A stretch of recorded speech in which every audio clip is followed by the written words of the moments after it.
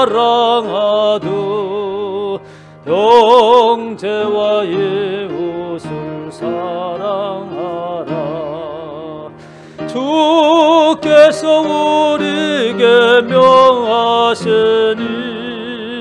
그 명령 따라서 살아가리. 널 미워해지는 원수라도 언제나 너 그렇게 사랑하라. 널 핍박하는 자 위해서도 신실한 마음으로 복을 빌라. 주께서 우리에게 명하시니 그 명령 따라서 살아가리. 나 항상 주님을 멀리하고 형제를 사랑하지 못하였다.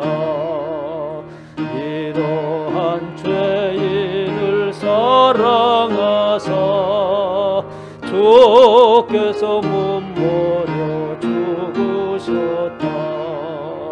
속죄의 큰 사랑 받은 이몸 내 생명 다 바쳐 충성하리. 아멘. 기도하겠습니다. 모여 예배할 수 있음을 감사드립니다. 많은 사람들 중에 주님께서 택하시고 주님의 자녀로 삼아주심을 또한 감사합니다.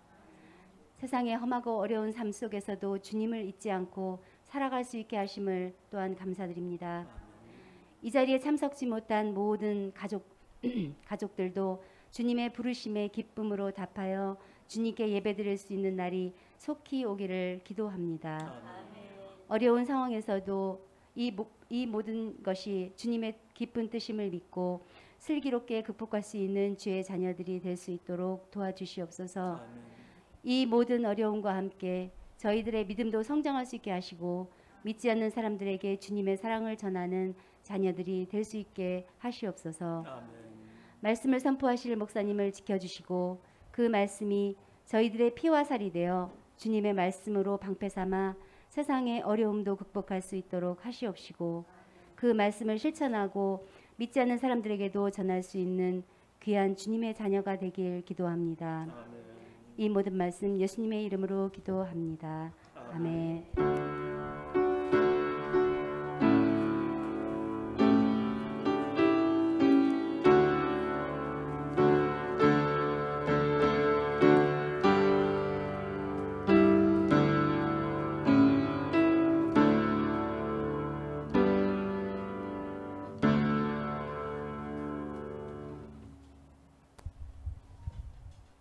말씀 보시겠습니다. 출애굽기 19장 1절에서 6절까지입니다. 함께 봉독합시다. 시작. 이스라엘 자손이 애굽 땅을 떠난 지 3개월이 되던 날 그들이 시내 광야에 이르니라. 그들이 느비딤을 떠나 시내 광야에 이르러 그 광야에 장막을 치되 이스라엘이 거기 산 앞에 장막을 치니라. 모세가 하나님 앞에 올라가니 여호와께서 산에서 그를 불러 말씀하시되 너는 이같이 야곱의 집에 말하고 이스라엘 자손들에게 말하라. 내가 애굽 사람에게 어떻게 행하였음과 내가 어떻게 독수리 날개로 너희를 업어 내게로 인도하였음을 너희가 보았느니라.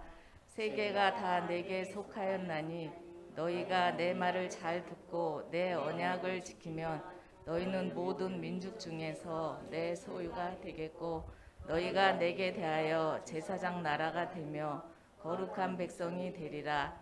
너는 이 말을 이스라엘 자손에게 전할지니라. 아멘. 목사님 말씀 증거하실 때 은혜 많이 받으시길 바랍니다.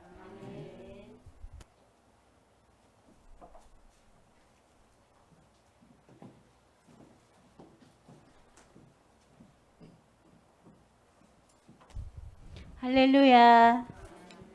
성도마다 두 가정을 세우기 위하여 10가정을 품고 기도하고 복음을 전하여 풍성한 생명의 열매 맺으시기 바랍니다. 순복음 등불교회의 교회상은 참된 교회와 믿음의 공동체의 삶입니다. 기도하며 하나님의 지혜를 구하여 순복음 등불교회가 이 시대의 참된 교회로 세워지도록 힘써 주시기 바랍니다. 전도를 위하여 예배 동영상을 적극적으로 활용해 주시기 바랍니다. 예배 실시간 영상은 스마트폰, TV, 유튜브, 홈페이지에서 시청하실 수 있습니다. 2021년은 지역사회에 선한 영향력을 끼치는 교회로 자리매김하기 위해 사랑의 울타리 운동을 전개합니다. 이를 위하여 사랑의 울타리 SN에 적극적으로 동참해 주시기 바랍니다. 일상생활에 주의를 기울여 코로나 예방에 힘써 주시기 바랍니다. 교회 출입 시 손소독, 마스크 착용, 열체크, 일회용 장갑 착용을 반드시 하여야 합니다. 8월 29일은 선교주일로 김인기 박준희 선교사님의 태국 파송 예배로 드립니다.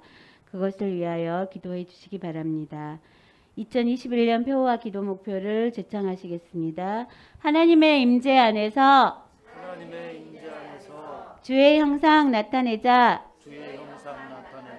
나는 반드시 두 가정을 세우고 말 거야. 우리의 비전.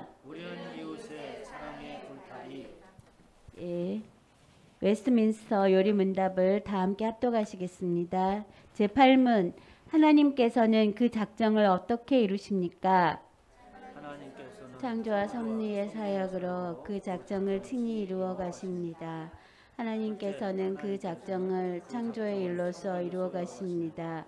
하나님은 창조의 교리를 중요하게 여기시고 성경의 가장 첫 번째 말씀을 하나님이 태초에 천지를 창조하시니라로 시작하셨습니다. 우리 주 하나님이여 영광과 존귀와 능력을 받으시는 것이 합당하오니 주께서 만물을 지으신지라 만물이 주의 뜻대로 있었고 또 지으심을 받았나이다. 둘째, 섭리로 당신의 주권적인 작정을 이루어 가십니다. 건축자가 설계도에 따라 집을 지은 후 그 집을 돌보며 보호하고 가꾸고 관리함 같이 하나님은 이 우주를 하나님의 영원하신 목적을 이루시기까지 보존하시고 다스리십니다. 이것을 하나님의 섭리 또는 하나님의 주권적 통치라고 합니다. 우리가 그를 힘입어 살며 기동하며 존재하느니라. 아멘. 감사합니다. 수고하셨습니다. 박수 한번 다 치려면 다 쳐야지. 네, 감사합니다. 이 시간에는 그동안 많이 준비한 특별 찬양 순서가 있겠습니다. 앞으로 나오시기 바랍니다.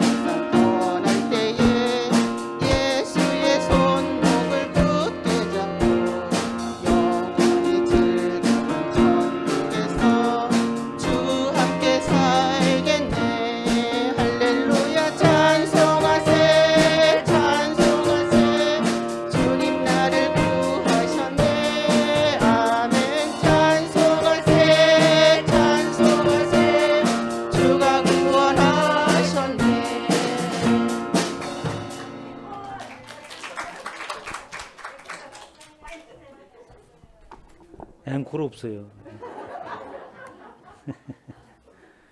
네, 감사합니다. 기도하겠습니다. 하나님, 우리가 하나님을 찬양할 수 있도록 하신 은혜가 얼마나 감사한지 깨닫게 하옵소서. 세상에 우리의 입술로 찬양할 것이 무엇이 있습니까? 오직 우리는 하나님을 찬양할 따름이오니 우리 입술을 통한 하나님의 찬미가 끊어지지 않게 하시고 가정에서 찬양이 있게 하시고 우리의 삶터에서 하나님을 찬양케 하시고 모든 삶의 영역에서 하나님을 찬양할 때에 우리 하나님께서 인도하시고 축복하여 주시옵소서.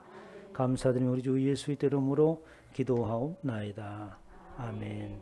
이제 우리 모두 하나님을 찬양하십시다. 여호와의 깊은 곳으로 찬양합니다.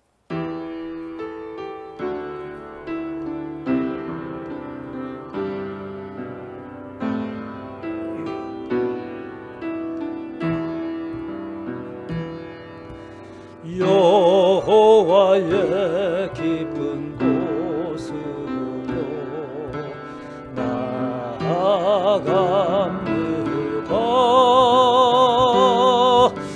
예수님의 생명 안으로 더 깊이 갑니다.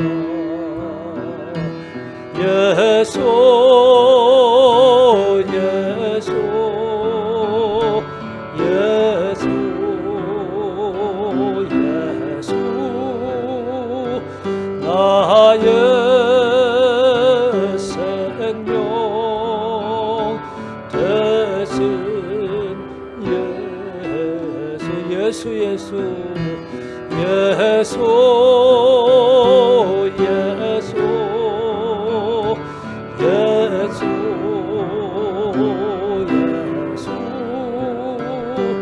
나의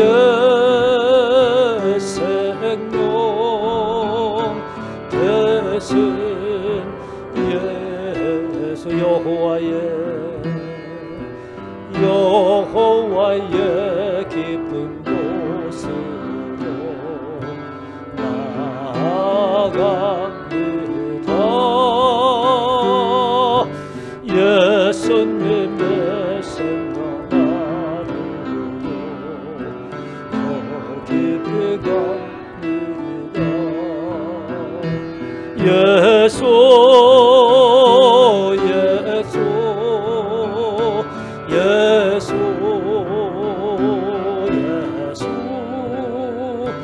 나의 생명 대신 나의 생명 대신 예수. 하나님 이 시간 말씀을 통하여 생명이 되시는 우리 주 예수께 나아갑니다. 주의 생명의 말씀을 통하여 하나님을 예배합니다. 주의 말씀이 선포되어질 때에 하나님의 능력의 말씀으로 선포되어지기를 원합니다. 우리의 연약하고 제약된 모든 것들이 그 말씀의 능력으로 깨끗하게 씻겨지게 하여 주시옵소서. 연약한 것들마다 주의 말씀으로 새 힘을 얻게 하여 주시옵소서. 세상에 나가 승리할 수 있는 전신갑주가 되어지게 하여 주시옵소서. 이 시간에도 부족한 종을 세워 싸우니 성령 하나님 붙드시고 하나님의 생명의 말씀만이 선포되어지게 하옵소서. 감사드리며 우리 주 예수 이름으로 기도하옵나이다. 아멘. 할렐루야. 이 시간에 하나님께서 저와 여러분에게 주시는 말씀은 출애굽기 19장 1절로 6절 말씀으로 거룩한 나라가 되며 거룩한 백성이 되리라 라는 제목으로 하나님의 말씀을 선포하겠습니다. 우리 제목을 한번 같이 큰소리 읽어봅니다. 시작. 거룩한 나라가 되며 거룩한 백성이 되리라. 이스라엘 백성들이 애굽에서 나올 때에 하나님께서 그들 가운데 개입하셨죠. 이스라엘과 애굽 사이에서 하나님께서 개입하셔서 이스라엘 백성들이 마침내 출애굽을 하게 됩니다. 그 출애굽을 할 때에 하나님의 역사심을 통하여서 갖가지 이적을 통하여서 이스라엘 백성들에게는 그 출애굽을 할 수 있는 힘을 주시고, 또 애굽에는 하나님이 저 작은 히브리 민족이 섬기는 신이 뭐 대수로운가 라고 여겼던 그 애굽에, 또 바로 왕에게 하나님께서 우주 만물을 창조하시고 오직 하나님만이 이상 우주 만물을 통치할 주권자이심을 선포하게 됩니다. 그리고 이스라엘 백성들이 출애굽을 하고 홍해에 이르렀을 때 다시 한번 또 하나님의 능력이 나타남으로 인하여서 이스라엘 백성들을 추적하던 바로의 모든 군대가 수장되던 아주 엄청난 사건이 있었죠. 이스라엘 백성들이 대대로 기억해야 될 사건입니다. 이러한 일들이 온 세상에 퍼지기 시작했어요. 그래서 마침내 그의 장인이 되었던 모세의 장인은 이드로에까지 들리게 되고, 이드로가 마침내 모세를 방문하게 되었습니다. 그 모세를 방문했을 때에 그 이드로라고 한 사람이 어떤 사람입니까? 미디안의 이방 제사장이었어요. 우상을 섬기던 자였던 그가 이 하나님이 참다운 신이구나 라고 하는 것을 깨닫게 됩니다. 그리고 모세 앞에 자신의 신앙을 고백하죠. 그것이 바로 출애굽기 18장 있는 말씀이에요. 이드로가 이르되 너희를 애굽 사람의 손에서와 바로의 손에서 건져내신 그 여호와 하나님께서 구원하심을 이제야 내가 알았도다 라고 이렇게 이드로가 바로에게 말을 합니다. 이러한 이드로의 고백은 그때 당시에 이제 내가 여호와께서 구원자심을 깨달았다고 하는 옛날 이야기가 아니라 오늘날 저와 여러분들도 이제 내가에서도 시작해서 오늘도 또다시 하나님께서 구원자이심을 내가 오늘도 경험했노라. 이러한 신앙의 고백이 날마다 있기를 주님의 축원합니다. 그래서 이들의 고백은 오늘날 우리에게 날마다 이어지고 그 증거가 나타나야 되는 것이죠. 이렇게 이드로가 하나님을 만났음을 고백하고, 그리고 모세에게 한 가지 조언을 합니다. 가만히 보니까 모세가 그 많은 백성들을 제사장의 역할을 하기도 하고 또 재판을 감당하기도 하는 거예요. 그러니까 줄이 그 200만이나 되는 사람들이니까 그 갖가지 일들이, 인생의 군상들이 사는 곳에서 얼마나 다양한 일들이 생겨나겠어요. 그러니까 갖가지 송사거리를 가지고 모세 앞에 줄을 서는 겁니다. 그러니까 모세가 어떻게 하루 종일 그 일 보기에 바쁜 거예요. 그래서 이드로가 지혜 있는 제안을 합니다. 사위, 이래서는 안 되는 거죠. 어떻게 이렇게 날마다 재판만 하고 그리고 하루 종일 거기에 매달려 있다간 자네 오래 살지 못하네. 뭐 이런 이야기죠. 그래서 이렇게 하면 좋겠네. 사람들 가운데 지혜롭고 또 신앙심이 두터운 그런 사람들을 선발하세 라고 하는 이야기가 그 출애굽기 18장이라는 이야기입니다.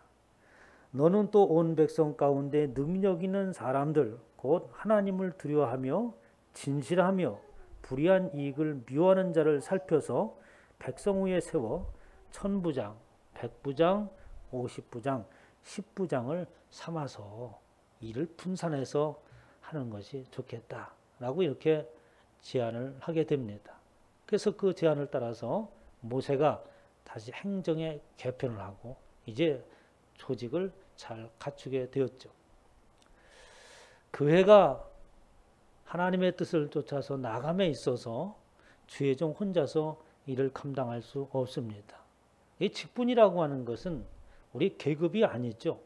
집사나 권사나 뭐 권찰이나 또 성도들이나 그들이 가지고 있는 것은 동일한 한 가지 직분만 있습니다. 뭐냐니까 성도라고 하는 거예요. 거룩한 길을 가는 자라는 것입니다. 이렇게 거룩한 길을 감에 있어 주의 종이나 저와는 동일한 것이죠. 그래서 모든 일들을 어떻게 분담을 합니다. 권사로서는 권위 있는 자와 같은 기도를 하고, 그리고 신앙이 약한 사람을 이끌어주고, 또 집사는 초대교회 일곱 집사처럼 어떻게 하나님의 말씀을 그대로 믿으며 그의 삶 가운데 적용하여서 살아계신 하나님을 증거내는, 그리고 복음을 전하는 사명을 우리 모두에게 주셨고, 우리는 그 일을 감당하는 자들입니다.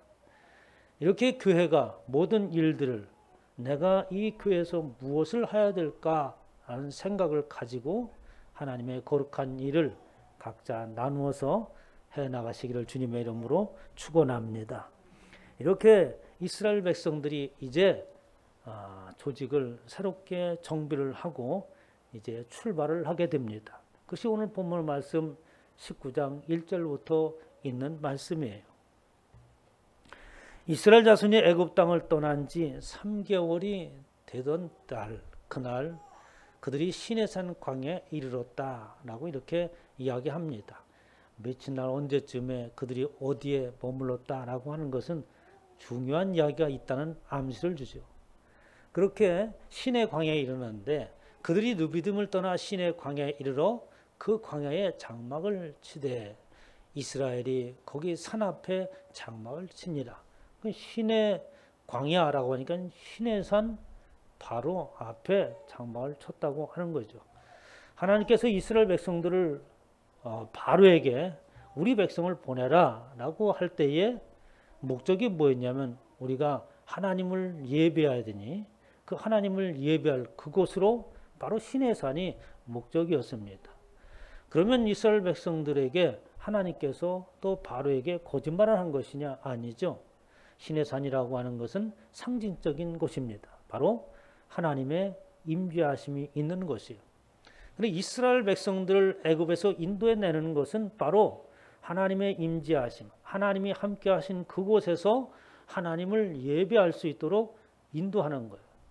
가나안 땅에 들어가는 것도 우리가 예수 그리스도로 말미암아 믿음의 삶을 사는 것도 영원토록 하나님의 나라에서 하나님을 예배케 하기 위하여서 신앙생활 하는 줄 믿으시기 바랍니다. 그래서 이스라엘 백성들을 하나님께서 부르심은 당신을 예배하는 곳으로 인도하고자 하는 것이었습니다. 그것이 바로 시내산 앞이 되죠. 이렇게 시내산 앞에서 이스라엘 백성들이 장막을 쳤을 때에 그 시내산 앞에서 하나님께서 이스라엘 백성들과 하나님과의 사이에 어떻게 언약을 체결합니다. 그것을 신학적인 용어로 광야 언약이라고 이렇게 말씀을 하시죠. 하나님께서 일방적으로 이스라엘 백성들과의 언약을 맺습니다. 그 언약은 사랑의 언약이요, 구원의 언약이요, 하나님께서 티끌과 같은 인생들을 존귀하게 사용하고 당신과 영원토록 함께 살겠다고 하는 그 목적을 이루기 위한 언약이 바로 시내산에서 선포되어지는 거예요. 이렇게 시내산에서 하나님의 언약이 선포되어지고 시내산에서 하나님을 만난다라고 하는 것은 그 광야 시내산에서 하나님을 만난다고 하는 것은 또 다른 중요한 의미를 가지고 있습니다. 우리가 하나님을 언제 만나냐 하는 것이죠. 이스라엘 백성들이 광야에서 하나님을 만나는 상황은 어떻습니까? 모든 것들이 충분하지 아니한 상황이에요. 모든 인생의 불편함이 그 안에 다 있죠. 먹고 마시고 입고 하는 인생에 살아가는데 모든 것들을 충족할 수 없는 그것이 바로 광야가 아니겠습니까? 그러므로 인해서 인생의 곤고함 가운데 처했을 때에 하나님께서 우리 가운데 임하신다는 말씀이에요. 우리가 세상에서 여러분 잘 나가 보십시오. 그러면 하나님이 어디 보이겠습니까? 내가 주인인 양 그렇게 세상에서 멋지게 한 판을 살아보겠다라고 생각하지 하나님을 깊이 생각하고 인생이 무엇인가라고 하는 고민을 할 여력이 없는 거예요. 저와 여러분이 세상을 살아가면서 이렇게 광야 같은 인생을 살아갈 때에 하나님께서 찾아오셨습니다. 여러분 가운데 인생이 멋진 삶을 살아가고 있는데 아무런 생각도 없이 오직 세상 속에서 내가 누리고자 하는 그것을 마음껏 누리면서 살아가는 그때에 너 참 잘 살고 있구나 라고 하나님이 찾아온 경험이 있으시면 한번 손 한번 들어보세요. 그런 사람은 아무도 없습니다. 인생을 살아가면서 사람이 사는 게 무엇인가 라는 회의가 들고 우리 인생의 곤고한 가운데 처했을 때에 하나님께서 우리 가운데 조용히 찾아오시는 줄 믿으시기 바랍니다. 우리는 그 은혜를 입은 사람들이에요. 이렇게 광야에서 하나님께서 이스라엘 백성들을 만났다. 그리고 하나님의 주권적인 은혜로 사랑의 언약을 체결했다라고 하는 것은 아주 매우 중요한 일입니다. 3절에 보니까 모세가 하나님 앞에 올라가니 이제 모세가 하나님 앞에 올라가지 않습니까? 그때 하나님께서 당부하시는 말씀이 있었어요. 여호와께서 산에서 그를 불러 말씀하시되 너는 이같이 야곱의 집에 말하고 이스라엘 자손들에게 말하라. 야곱의 집이나 이스라엘 자손이나 똑같은 거 아니겠어요? 그럼 왜 두 번씩 반복합니까? 강조하는 거예요. 이 말은 꼭 전해야 된다. 아주 중요하다라는 의미를 가지고 있어요. 그래서 야곱의 집에 말하고 이스라엘 자손에게 말하라. 바로 내용은 무엇이냐? 내가 애굽 사람에게 어떻게 행하였음과 내가 어떻게 독수리 날개로 너희를 업어 내게로 인도하였음을 너희가 보았느니라 라고 하면서 바로 이스라엘 자손에게 자손 대대로 이 말을 전하라고 하는 것입니다.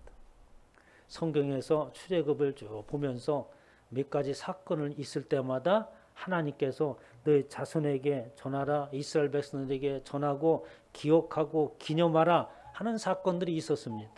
어떤 사건이 있었을까요? 바로 이스라엘 백성들이 애굽에서 나올 때 유월절 곧 애굽의 모든 장자와 또 가축에 이르기까지 첫난 새끼 모든 것들을 다 멸하시는, 그리고 이스라엘 백성들에게 그 애굽을에서 탈출하게 하는 그 유월절 밤에 대해서 하나님께서 말씀을 하셨죠. 그래서 이 절기를 이 유월절을 절기로 삼고 그리고 대대로 지키라라고 말씀하십니다. 아주 중요하다, 이러한 이야기인 거죠.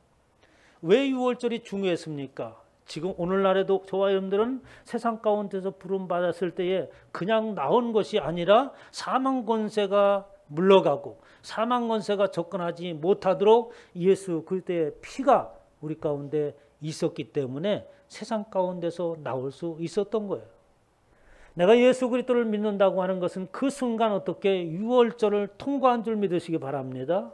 이렇게 모든 세대에 걸쳐서 이 유월절은 반드시 지켜져야 되는 것이고 통과돼야 될 일이기 때문에 자손 대대로 그것을 지키라고 말씀을 하셨어요. 또 한 가지 하나님께서 여호와 니시에 대해서 말씀하십니다. 어떻게? 아말렉과 싸울 때 하나님께서 저들과 영원토록 자손 대대로 싸우리라 라고 하는 것을 책에 기록하고 기념 삼으라 라고 말씀하셨어요. 여호와 니시.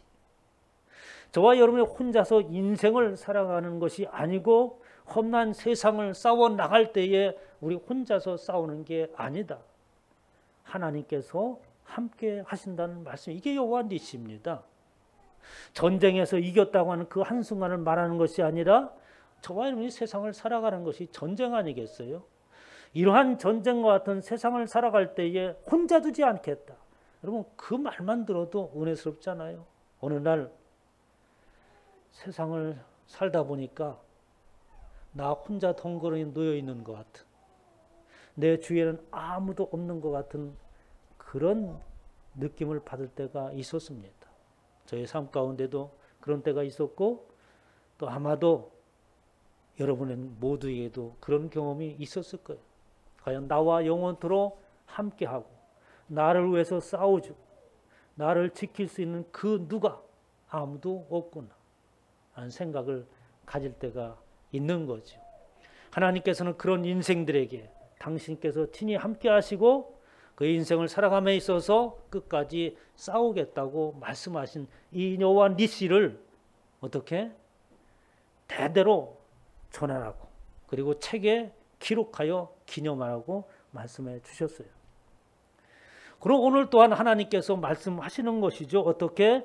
야곱의 집에 말하고 이스라엘 자손들에게 대대로 전하라 라고 하는 말은 무슨 말씀이냐? 하나님께서 너를 만나시고, 그리고 그 하나님께서 애굽에서부터 나오게 하실 때에 어떻게 너희들을 나오게 하고 오늘날 하나님을 만나는 그 시내, 하나님을 예배하신 그곳으로 인도하였는가라고 하는 것을 어떻게 말해야 된다라는 말씀이죠.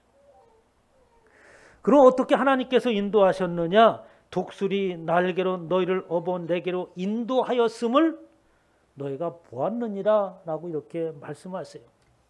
하나님께서 이스라엘 백성들을 광야로 인도하실 때 가만히 내용을 보면 하나님께서는 지름길로 이스라엘 백성들을 바로 가나안으로 데려가는 것이 아니라 머물고 가는 곳곳마다 어떻게 장애물이 있었어요. 물이 없어 목말라 하고, 먹을 것이 없어서 줄이고, 그리고 애고에서 맛보던 그 모든 것들을 어떻게 다 끊어진 상황 가운데 그러한 것들을 어떻게 과정을 거치게 하셨습니다. 그러면 이스라엘 백성들은 왜 그런 고난의 길을, 순탄한 그 대를 놓고 지름길을 놓고 그 길을 걸어가게 광야로 인도하셨는가라는 겁니다. 바로 독수리 날개로 너희를 내게로 업어 인도하셨다라고 하는 그 뜻 가운데 있습니다. 신명기 32장 7절에 보면 독수리가 자기의 보금자리를 어지럽게 하며 자기의 새끼를 위에 너풀거리며 라고 말하면서 독수리가 새끼를 기르는 것에 비유를 하고 있는 거죠. 독수리가 알을 낳고 그 알에서 깬 새끼를 기를 때에 어느 정도 자라게 되면 독수리 새끼를 입에 물어서 던진답니다. 독수리가 또 둥지를 틀 때 아주 깊은 낭떠러지 같은 그런 곳에, 아무도 손이 닿지 않은 그곳에 둥지를 틀잖아요. 그래서 날개가 어느 정도 나면은 둥지에서 그 새끼를 떨어뜨린대요. 그래서 땅에 닿을만 하면 다시 가서 날개로 받쳐서 얻고, 그것을 반복한답니다. 왜? 날아야 되기 때문에. 독수리의 날개로, 독수리가 자기의 보금자를 어지럽게 하는 것은 아마도 그 새끼들에겐 고통일 것 같지만 그 새끼들이 날을 수 있도록 하기 위해서는 어떻게 훈련이 필요한 것이죠. 저와 여러분이 하나님의 나라에 도착하기 위하여서 영원토록 하나님을 예배하고 영생이라고 하는 그 삶을, 이 짧은 순간에 우리가 세상을 살아갈 때 억울하면서도 불평등하고 상대적인 이 세상 속에 살아갔을 때에도 우리가 담대하게 살 수 있었던 것은 영원한 행복의 세계가 우리 앞에 놓여있기 때문입니다. 그것을 감에 있어서 우리에게 어떻게 버려야 될 것이 있고 또 우리가 채워야 될 것이 있는 거예요. 또한 그 말씀을 붙들고 나가면서 내 자신을 새롭게 할 훈련의 과정이 필요한 줄 믿으시기 바랍니다. 그래서 교회는 광야다라고 표현하기도 합니다. 훈련을 받는 것이죠. 하나님의 온전한 백성이 되기 위해서 우리를 광야로 이끄시는 거예요. 날개를 펴서 새끼를 받으며 그 날개에 그것을 없는 것 같이 그렇게 너희들 훈련시키고 하나님의 영원한 처소에서 하나님을 예배할 수 있도록 너를 그 날개 위에 업고 이곳에 도착하게 했다고 하는 것을 자손 대대로 전하라고 말씀하고 있는 겁니다. 그러면서 하나님께서 이렇게 이스라엘 백성들에게 선포하시는 거예요. 5절에 보면 세계가 다 내게 속하였나니, 하나님께서 우주 만물의 주권자라고 하는 선포죠. 만약에 하나님께서 우주 만물을 지으시고 운행하시고 주권자가 아니라고 한다면 우리는 어떻게 다른 능력자를 찾아야 되겠죠. 하나님께서 자신에 대해서 선포하는 겁니다. 세계가 다 내게 속하였다. 그리고 그 말의 의미가 얼마나 중요한가를 뒷받침하는 거예요. 세계가 다 내가 속하였다고 하는 것은. 너희가 내 말을 잘 듣고 내 언약을 지키면, 하나님이시기 때문에 우리는 그 하나님의 말씀을 들어야 되죠. 하나님이 우주 만물을 창조하시고 통치하시고 하나님의 주권 안에 모든 것이 있으니 우리는 그분의 말에 순종해야 됩니다. 그런 분이 아니라고 한다면 우리가 그 하나님의 말씀을 따를 이유가 없는 거죠. 내가 이 세상 우주 만물의 주권자시다. 그러니 내 언약을 지키면 너희는 모든 민족 중에서 내 소유가 되겠다라고 말씀을 하시는 거예요. 하나님의 소유가 된다. 이 하나님의 소유가 된다고 하는 것은 단순히 우리가 하나님의 것이라고 하는 그러한 단순한 말이 아니에요. 그 소유라고 하는 글자를 보니까 세귤라라고 얘기합니다. 히브리어로.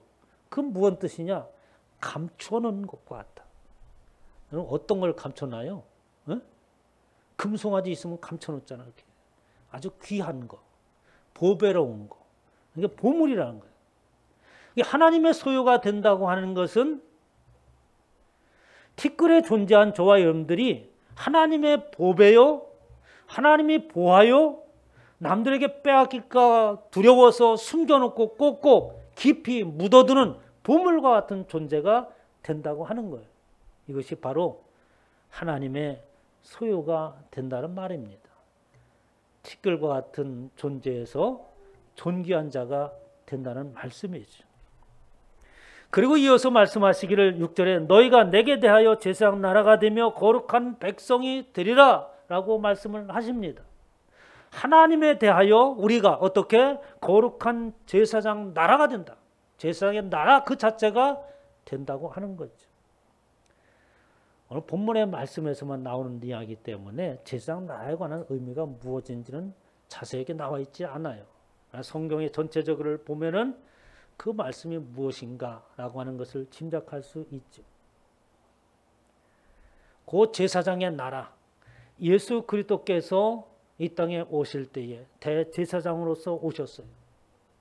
예수 그리스도께서 이 땅에 오실 때에 하나님의 나라가 임한다라고 말씀을 하셨습니다. 그러니까 우리 자신이 어떻게 하나님의 나라가 되어지고 그리고 예수 그리스도께서 감당하신 그 일은 바로 뭡니까? 하나님과 우리 사이를 중재해서 예수 그리스도 당신의 피로 인하여서 하나님의 자녀가 되게 하는 그 일을 하는 거지.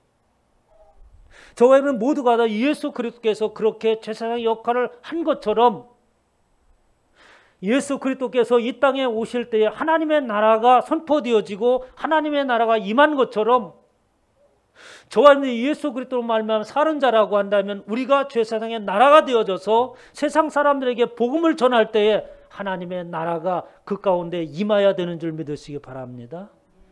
이게 제사장의 나라가 된다고 하는 것이 엄청난 일인 거예요. 거룩한 백성이 되어지리라. 거룩한 백성이라고 하는 것은 저와 여러분이 하나님 앞에 설 때 거룩하게 되어져야 하는 거죠. 그러나 우리 스스로는 거룩하게 될 수 없습니다. 바로 하나님께서 구별한다고 하는 말씀입니다. 구별한다고 하는 뜻과 거룩하다는 말은 같습니다. 하나님께서 구별하심으로 인하여서 우리는 거룩하게 되는 거예요. 우리의 어떤 행위나 우리가 어떤 자격이 있어서 거룩한 백성이 되어지는 게 아닙니다. 이것은 우리가 신앙생활을 함에 있어서 매우 중요해요. 우리가 예수 그리스도를 믿으면서 나갈 때 내가 무언가를 함으로 인하여서 하나님께서 나를 구원의 길로 인도하시고 오늘날 그 하나님의 무한한 축복을 나에게 주시는구나 라고 착각을 할 수가 있습니다. 우린 조그만 소임을 다할 뿐인 거죠. 그 이전에 하나님께서 저와 여러분을 구별함이 있으신 줄 믿으시기 바랍니다. 먼저 우리를 하나님의 백성이라고 하나님께서 따로 떼어놓음으로 그 자체로서 우리는 거룩하게 된 것이고 거룩하게 됐다고 하는 것은 하나님을 예배할 수 있는 자격을 갖추게 되었다는 거예요. 우리가 어떻게 거룩한 모습으로 바뀌었다는 것이 아니라 하나님을 예배할 수 있는 하나님을 아버지라고 볼 수 있는 자격을 우리에게 부여했다는 말씀입니다. 이것이 바로 제사장 나라가 되며 거룩한 백성이 되리라고 하는 것입니다. 그러면 지금까지 전한 이야기를 가만히 보면 거룩 제사장의 나라가 되어지고 거룩한 구별된 백성이 되어지는 것은 그 자체로서 머무는 것이 아니라 그렇게 이 땅에 오신 예수 그리스도께서 하신 그 일을 감당하라고 하는 명령이요. 그것이 우리에게 인생의 가장 큰 축복이라고 말씀하고 있는 거죠. 로마서 11장 17절에 쭉 보면 이런 말씀을 하십니다. 우리의 처음의 존재를 감람나무에 비교를 하는 거예요. 하나님의 백성된 자들을 참 감람나무라고 이렇게 비유를 하고 저와 여러분들 돌 감람나무라고 비유를 합니다. 예수 그리스도를 만나지 못한 자들, 하나님의 구별하심이 없는 자들을 어떻게 돌 감람나무라고 하는 거예요. 그런데 하나님께서 참 감람나무에 있던 가지를 꺾어버리고 잘라버리셨다고 말합니다. 바로 이스라엘 백성들이 참다운 하나님의 참 감람나무로서 그 가지에 붙어서 풍성한 하나님께서 기대하시는 열매를 맺도록 하셨는데, 구별된 이스라엘 백성들이 하나님의 말씀을 떠나고 오히려 죄악을 행하였습니다. 그러므로 인해서 그 가지를 꺾었다고 말씀을 하시는 거예요. 그래서 오늘날 저와 여러분들 향하여서 복음을 던진 것이 바로 무엇이냐? 우리를 돌감나무 가지에 불과한 우리를 참 감람나무에 접붙임을 하기 위해서 하나님께서 우리를 부르셨다고 합니다. 또 한 가지가 얼마가 꺾였는데 이스라엘 백성들이 택함을 받았으나 하나님의 말씀에 순종하지 아니하고 참 진리의 길에서 벗어나자 그것을 표현하기를 하나님께서 저들을 제하여 버린 것을 가지를 꺾었다고 말씀을 하시는 거예요. 얼마가 꺾였는데 돌 감람나무인 내가 그들 중에 접붙임이 되어 참 감람나무 뿌리의 진액을 함께 받는 자가 되었은즉, 이 접붙임이라고 하는 세상의 접붙임과는 다르죠. 에? 접붙일 때 어떻게 붙입니까? 참 감람나무에 돌감람나무를 접붙이면은, 이 돌감을 접붙이면 어떻게 돼요? 무슨 감이 나옵니까? 에? 돌감이 나와요. 돌감이. 돌감람나무에 참감을 붙여야 어떻게? 참감이 열리는 거잖아요. 세상의 이치는 그렇습니다. 그러나 저와 여러분들은 그런 이치가 아니라 우리는 무엇을 먹고 자라야 되는가라고 하는 것을 말씀하고 있는 거예요. 그래서 우리는 돌감람나무 가지에 불과하지만 참 감람나무가 빨아들였던 그 진액을 먹고 마시지 아니하면 풍성한 열매를 맺을 수 없고 참다운 인생의 길을 걸어갈 수 없다는 말씀이에요. 그래서 참 감나무 뿌리의 진액을 함께 받는 자가 되었은즉 예수 그리스도의 생명의 피를 그리고 예수 그리스도의 살을 먹고 마실 수 있는 자가 되었은즉 이런 말이에요. 우리는 무엇을 해야 되는가라는 것이죠. 그렇게 아무런 모든 사람들이 외면하고 하나님조차 외면해서 사람들이 기대하는, 하나님이 기대하는 열매를 맺을 수 없는 인생을 살아가는 저와 여러분들에게 우리를 어떻게 참 감람나무인 예수 그리스도에게 접붙임하게 되었다고 하는 것입니다. 이렇게 예수 그리스도의 접붙임 받은 자가 바로 누구냐? 바로 제사장 나라요 거룩한 백성이 되어지는 것이요. 베드로전서 2장 9절에 있는 말씀이에요. 오직 너희는 택하신 족속이요 왕같은 제사장들이요 거룩한 나라요 그의 소유된 백성이니 라고 하면서 베드로전서 2장 9절에 오늘 말씀을 전부 다 망라해서 요약해서 한마디로 말씀한 거예요. 택하신 족속이다. 그러면 제사장들이요 거룩한 나라가 되었고 하나님의 소유 특별한 보배로운 자가 되었다. 여기에서 끝나는 게 아니죠.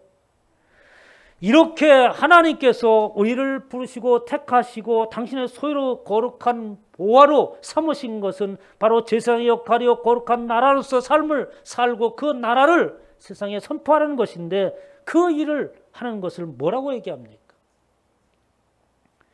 너희를 어두운 데서 불러내어 그의 기이한 빛에 들어가신 자의 아름다운 덕을 선포하게 하려 하십니다.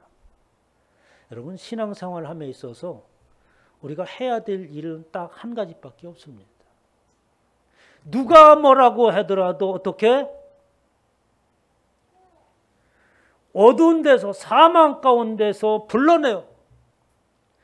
그 귀한 빛, 우리가 보면 아주 신비한 그런 것들을 우리가 느끼고 그럴 때가 있지 않습니까? 그러한 이 세상에서 경험할 수 없고 일상화될 수 없는 오직 하나님 안에서만이 있을 수 있는 그 귀한 빛에 우리를 들어가게 하셨다.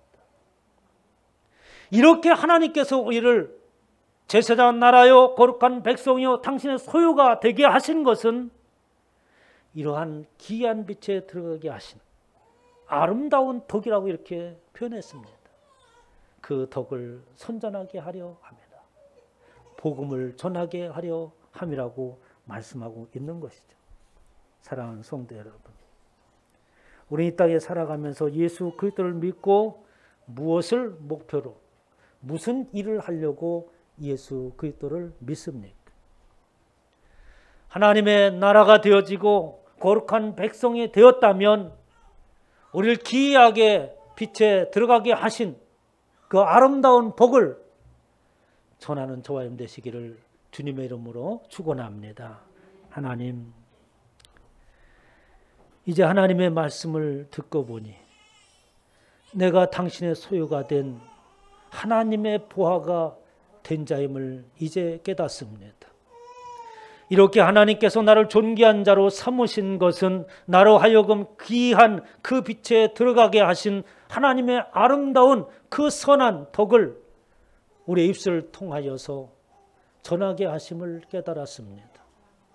이제 모든 삶의 영역에 있어서 만나는 이들마다 내가 기도하고 복음을 전해야 될 자임을 깨닫고 늘 복음을 전하는 준비 가운데 살게 하셔서 풍성한 생명의 결실을 맺는 귀한 권속들이 되어지게 하옵소서. 감사드리며